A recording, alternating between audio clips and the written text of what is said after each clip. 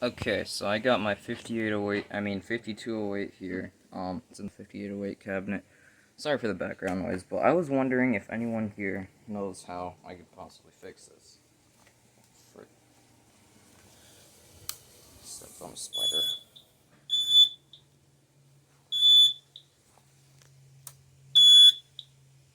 Yeah.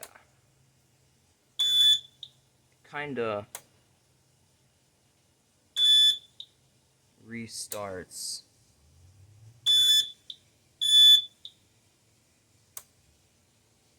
Yeah. I don't.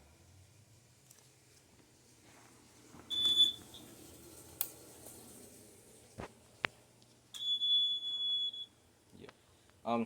Not sure what to do here. There's no smoke or anything. Nothing is burnt. I already checked the back of the board and stuff. I didn't see anything. Nothing is worn. I did hear a little rattling when I moved the board to the side. I'm not sure where that's coming from. I tightened down all the terminals so it's none of those. But yeah. Used to just power up, but just be in low power mode all the time on AC. So yeah, I'm wondering if anyone here knows how I could possibly fix this. I'll send pictures of the board close up near the power supply on the back as well.